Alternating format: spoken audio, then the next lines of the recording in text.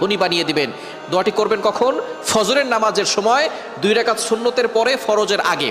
মনে রাখবেন, আজানের পরে, একামতের আগে এই সময়টা আমরা অনেকেই মসজিদে গিয়ে চুপচাপ করে বসে থাকি। আপনি এই সময় আল্লাহর কাছে দোয়া করবেন। এই সময় দোয়া করলে আল্লাহ তাআলা সেই দোয়াটা কবুল করে নেন। আর দোয়া লা ইউরাদ্দু বাইনাল আযানি ওয়াল ইকামা, তিরমিজি শরীফের হাদিস, আবু দাউদ শরীফের হাদিস। আজান ও ইকামতের মাঝখানে দোয়া করলে সেই দোয়াটা কবুল ফিরিয়ে দেওয়া হয় না, সেই দোয়া কবুল করা হয়। আপনি যখনই যেই নামাজে মসজিদে যাবেন, আজান দিয়েছে, একামত হতে একটু দেরি হয়, আপনি সুন্নত পড়ে চুপচাপ বসে থাকবেন না, গল্প করবেন না, আপনি আল্লাহর কাছে দোয়া করবেন। আল্লাহ তাআলা আপনার সকল দোয়াগুলো কবুল করবেন। ফজরের সুন্নতের পরে আপনি ফরজের আগে মধ্যবর্তী সময় আপনি সুন্নত ঘরেও পড়তে পারেন। আজান দিয়েছে, আপনি একটু আগে উঠবেন, তাহাজ্জুদ নামাজ পড়বেন, অথবা আপনি তাহাজ্জুদ নামাজ পড়ে সুন্নত আজান দেওয়ার সাথে সাথে সুন্নতটা ঘরে পড়বেন। ঘরে পড়ে মসজিদ যদি কাছে হয় তাহলে ঘরে বসে আমল করতে পারবেন, অথবা আপনি চলতে ফিরতে আপনি আমলটা করতে পারবেন। দোয়াটি হচ্ছে লা ইলাহা ইল্লাল্লাহুল মালিকুল হাক্কুল মুবিন। এই দোয়াটা যদি আপনি পড়তে